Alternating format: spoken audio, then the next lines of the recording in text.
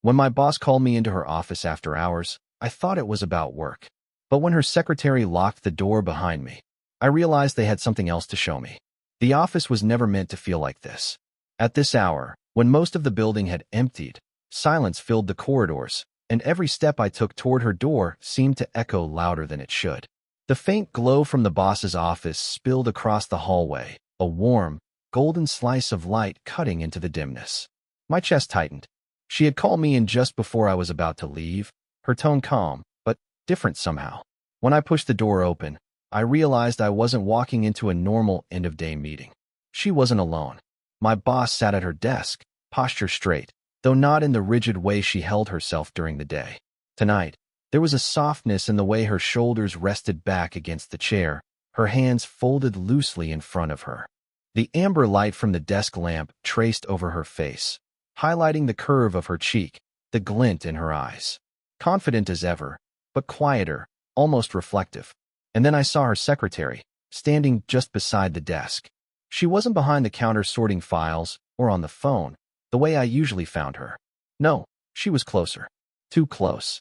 In a way that made the room suddenly feel smaller. She leaned against the edge of the desk, arms crossed gently, as though waiting for me to notice her. There was something calm but watchful in her expression, like she was in on something I hadn't yet been told. "Close the door, would you?" my boss said.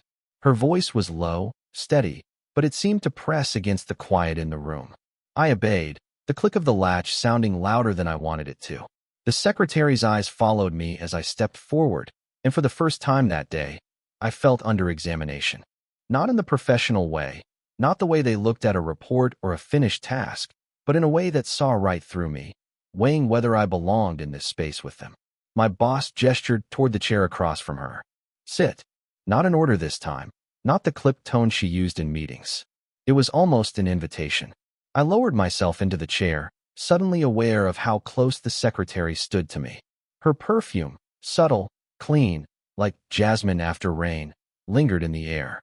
My fingers rested on the arm of the chair, but my body leaned forward slightly, as if my instincts wanted to bridge the unspoken gap between us. For a moment, none of us said anything. Just the quiet hum of the lamp and the faint ticking of the clock on the wall. I realized my throat had gone dry. Whatever this was, it wasn't about spreadsheets or deadlines. And then my boss smiled. A small, deliberate smile that didn't belong to the office. "We wanted to talk to you," she said. Her eyes flicked briefly to the secretary, then back to me. About something different. And that's when I knew. Tonight wasn't going to feel like any other night in this office. The air in the office shifted the moment the words left her mouth. "We wanted to talk to you about something different." My heart picked up pace, though neither of them moved right away. The silence wasn't awkward. It was intentional, like they wanted me to feel the weight of it. I caught the secretary's glance. Her arms uncrossed slowly, her fingers grazing the desk as she walked past me toward the door. The soft click of her heels against the floor echoed in the quiet space, each step pulling my attention with it. When she reached the door, she didn't open it. Instead, with a calm, unhurried motion, she turned the lock. The muted sound of the latch sliding into place sent a ripple through my chest. She didn't look at me as she did it, almost as if this was routine, natural. But when she turned back, her expression was gentler, more deliberate, and her eyes settled on mine with something I couldn't name yet. The room felt smaller now. My boss leaned forward slightly in her chair, resting her elbows on the polished wood of her desk. She had that same poise she always carried, but the atmosphere was different. It wasn't the boardroom, it wasn't a presentation, it was private. "I imagine you're wondering what this is about," she said. Her tone was calm, but underneath, there was something else. A quiet current of nervousness, maybe, or something she was trying not to show. That small hesitation only made her presence more magnetic. The secretary moved back toward us, her pace slower now. She came to stand just beside my chair, so close that when she rested her hand lightly against the back of it, I could feel the warmth radiating from her skin. She didn't sit, not yet. Instead, she leaned slightly, her presence unmistakably near. I cleared my throat softly, my voice low. I wasn't sure what to expect. That earned a brief smile from my boss. "Good," she replied, her eyes never leaving mine. "That means you're open to listening." The secretary's hand lingered on the back of my chair, her fingers brushing the fabric near my shoulder as if by accident. It wasn't much, barely a touch, but I felt it all the same, like static traveling through me. She didn't move away, and I didn't either. My boss tilted her head slightly, her hair catching the warm glow of the lamp. This isn't about your work. It isn't about deadlines or projects. We've shown you who we are professionally. Tonight, we wanted to show you something else. The words hung in the air, heavy but unthreatening. The secretary finally lowered herself into the chair beside mine, her knee brushing against mine for just an instant before settling. She didn't pull away. Neither did I. It was then that I understood. This wasn't about paperwork at all. This was about trust, about letting me see a side of them that no one else in the office ever would. And the way they looked at me, steady and unblinking, told me that whatever they were about to reveal, it had been waiting for the right moment. The moment the secretary sat down beside me, the atmosphere shifted again. It wasn't dramatic, no sudden words, no obvious gestures, but it was enough. The space between us vanished so easily, as if it had been waiting to close. Our knees almost brushed, and that nearly imperceptible contact sent a quiet thrum through my chest. She didn't look at me right away. Instead, she folded her hands neatly on her lap, her posture relaxed yet poised, as though this closeness was natural to her. Still, the faint scent of her perfume, light, floral, undeniably feminine, wrapped around me and made me acutely aware of just how near she was. Across from us, my boss rose from her chair. The movement was unhurried, deliberate, every detail carefully controlled. She stepped around the desk, the soft tap of her heels measured and steady, and came to sit on the edge of it, directly across from where we were. The desk lamp cast her in warm amber light, painting a subtle glow across her cheekbones. Her eyes locked onto mine with that same intent expression she always wore in meetings, only softer now, as if she'd lowered a guard she rarely let down. For a moment, the three of us formed a quiet triangle in the dim office, me caught between their steady, silent attention. The secretary shifted slightly, her knee brushing mine now, whether by accident or by choice, I couldn't tell. The touch was feather-light, barely noticeable, but it held me in place. Her hand moved once, adjusting the hem of her skirt, and in doing so, her fingers grazed my arm. Not enough to startle, just enough to remind me she was there. I tried to steady my breath, though I knew both of them could probably sense my unease. My boss leaned forward slightly, resting her hands loosely on her knees, her gaze unwavering. "You feel it, don't you?" she asked quietly. Her words weren't accusing, weren't even leading. They were matter of fact, as though she already knew my answer before I could form it. I swallowed, my throat dry. "Feel what?" Her lips curved into a small, knowing smile. She didn't reply right away. She let the silence linger. And in that pause, the secretary's hand brushed against my sleeve again, this time with no pretense of accident. Just a soft, steady touch. I glanced at her, and she finally met my eyes. Her expression wasn't playful, wasn't teasing. It was calm, almost tender, like she was offering reassurance, telling me without words that I didn't have to be afraid of this moment. The boss exhaled slowly, her voice low, even. "The closeness, the trust, the reason we asked you to stay." And suddenly, the office no longer felt like a workplace.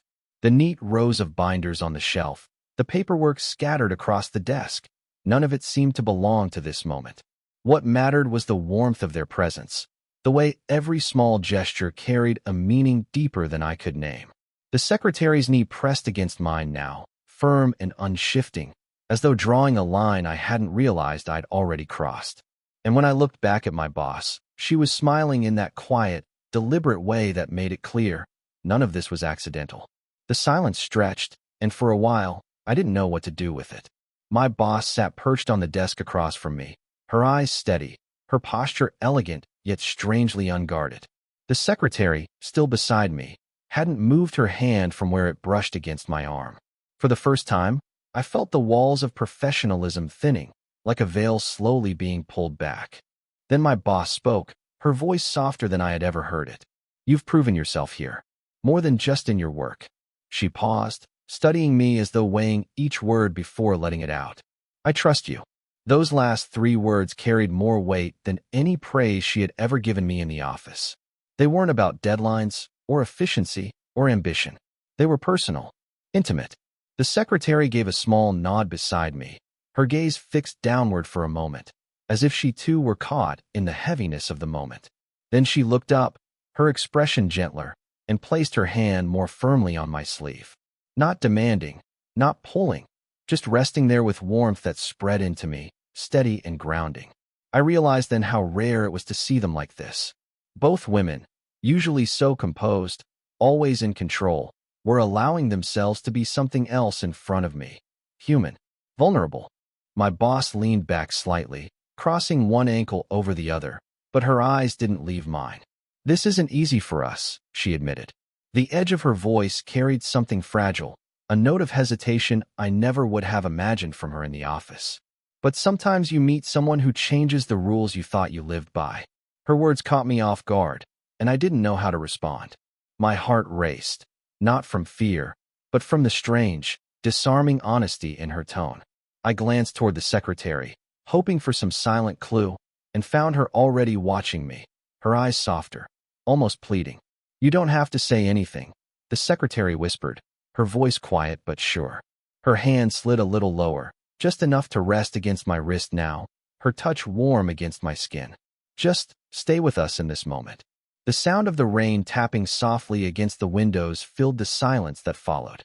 It was the kind of background noise that made everything else sharper, the steady rhythm outside, the stillness of the office, the way their presence seemed to press in on me from both sides. I nodded slowly, my throat tight, though I wasn't sure if they wanted an answer or simply understanding.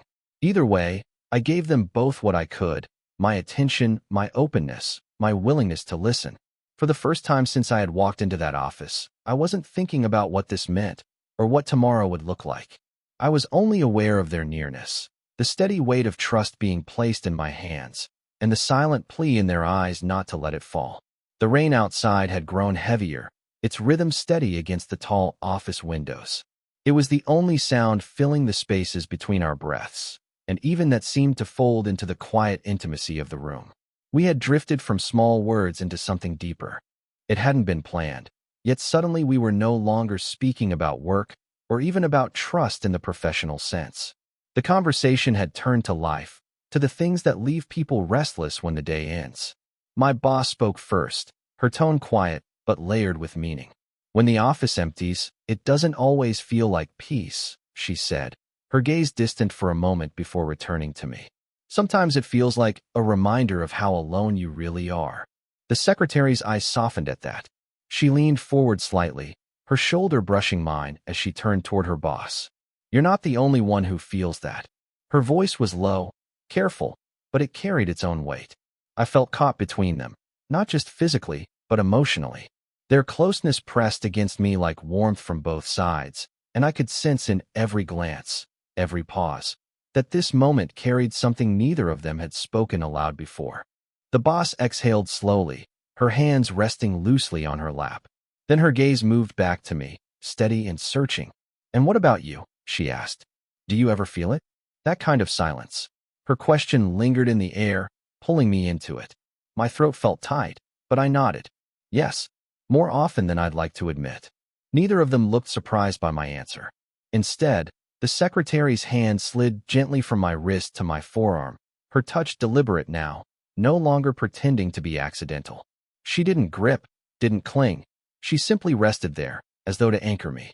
The warmth of her skin was grounding, yet it stirred something restless in me too.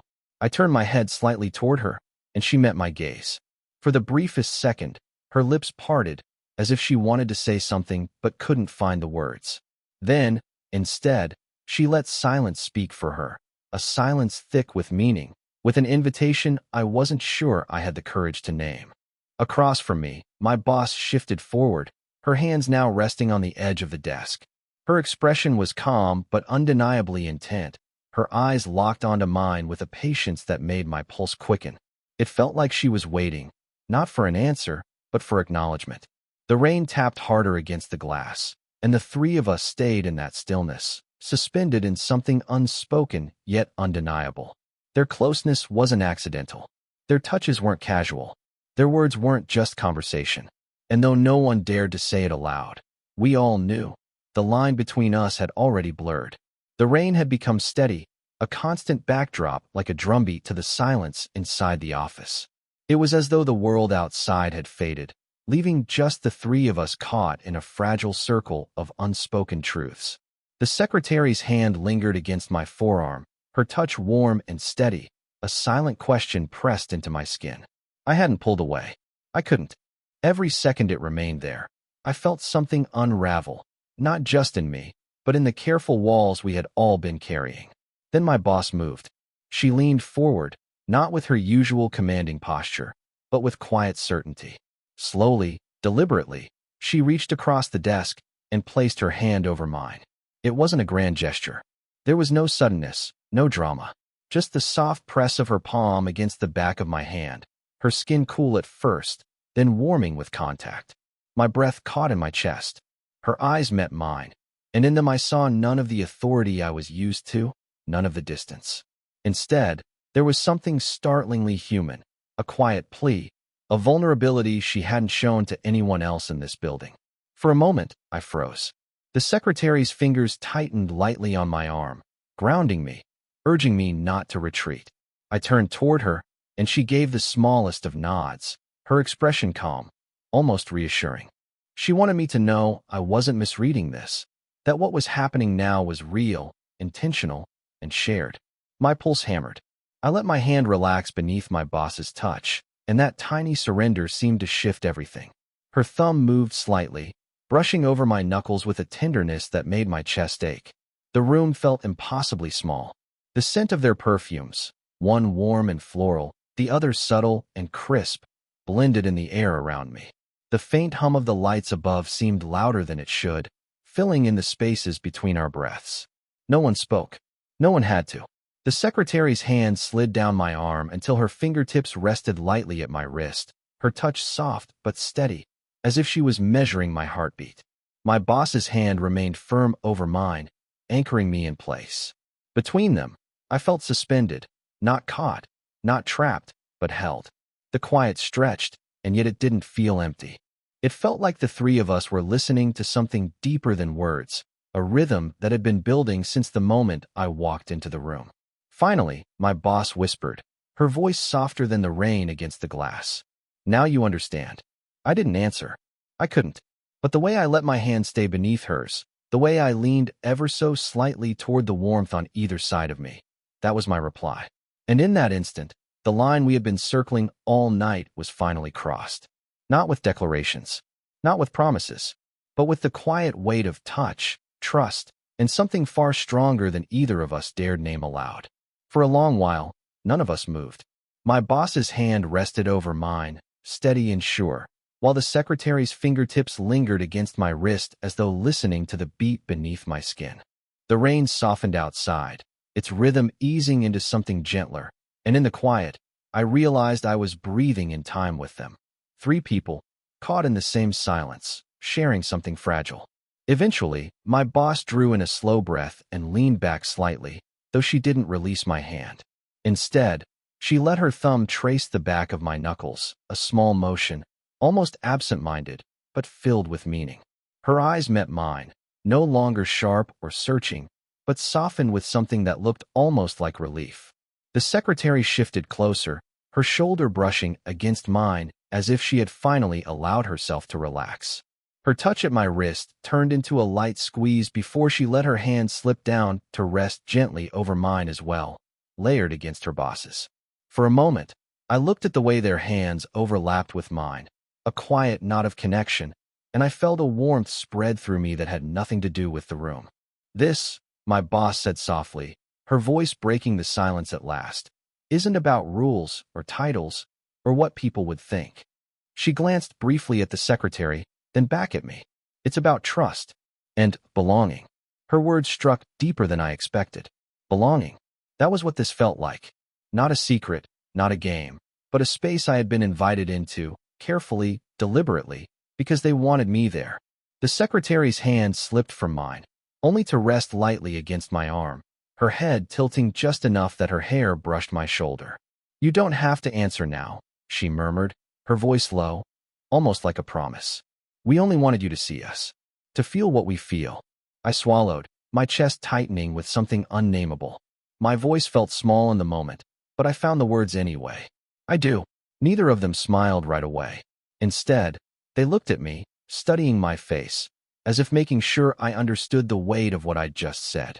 Then slowly, my boss's lips curved into the kind of smile I had never seen from her. Not the polished, practiced one she wore in meetings, but something softer, realer. The secretary's eyes glimmered, and her touch on my arm grew firmer, reassuring. We didn't speak much after that. We didn't need to. Instead, the three of us sat together in the warm glow of the desk lamp, shoulders brushing, breath steadying, laughter slipping out here and there as the heaviness of the moment gave way to something lighter, easier.